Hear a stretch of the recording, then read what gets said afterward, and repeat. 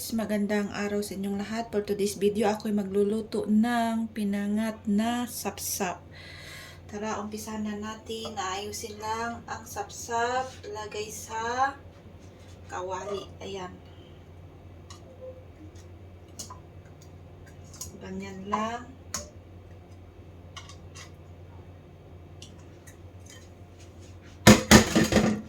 Tapos, susunod ko yung mga ingredients. Ayan.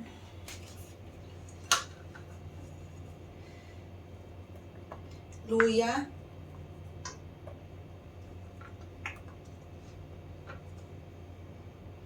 Tapos, sibuyas.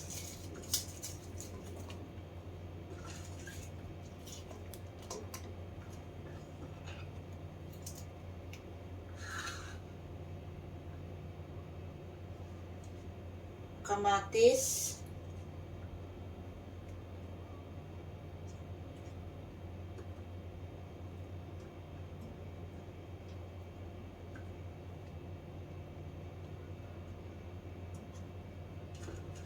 Tapos, green chili. At may ano na din dito. Magre-red na siya. Green chili, red chili. Ayan. Medyo marami ang chili kasi mas masarap pag maanghang. Tapos, teka lang. Paminta guys. Pamintang buo.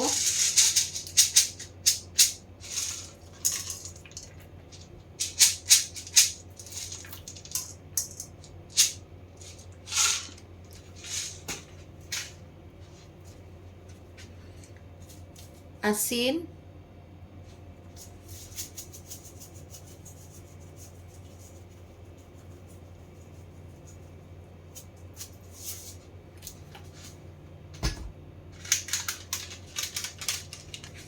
Tapos, maglalagay din ako ng magic sarap.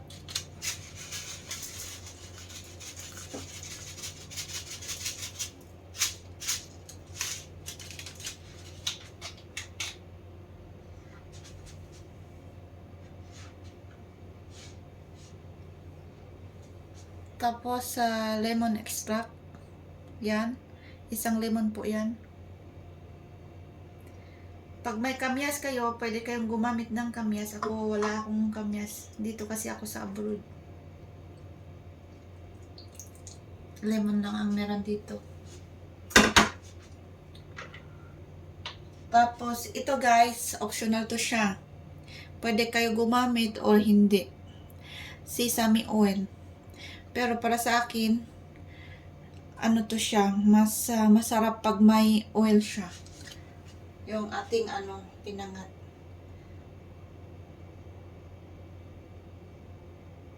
Yan, kunti lang guys. Sesame oil.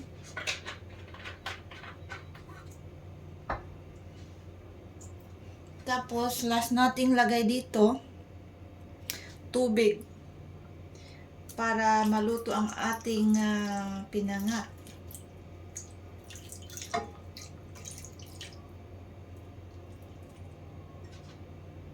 Yan. Isang basong tubig guys.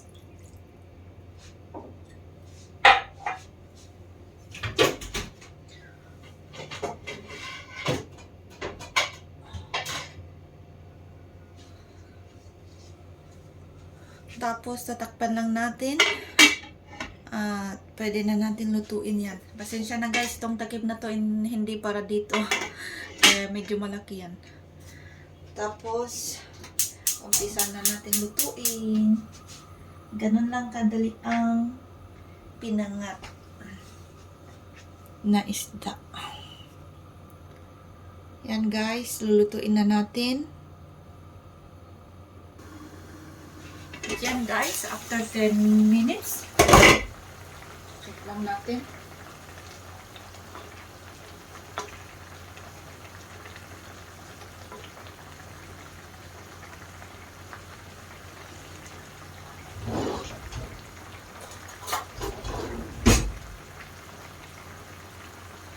I-check ko lang po ang lasa kung okay.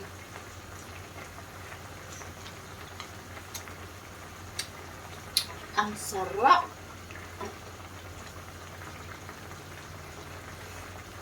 Maanghang guys.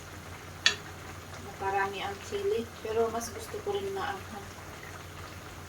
Yan. Madali lang talaga magluto ng pinanga. Sarap.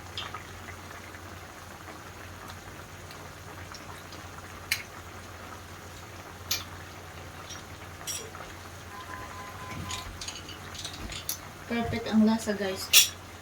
Hindi na natin kailangan magdagdag ng asin o Takpan ko muna ulit para tuloy ng maluto guys. Mga 10 minutes. Okay na yan. At ayan guys. Tingnan natin ulit. Yan, sigurado luto na yan. Lutong-luto na ating pinangat na saksak.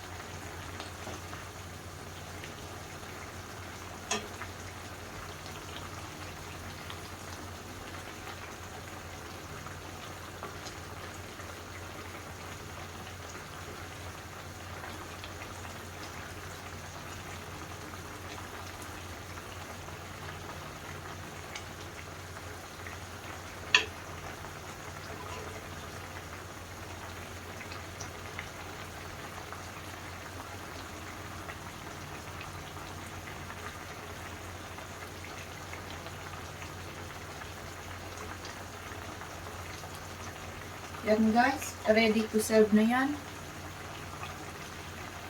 Done cooking guys.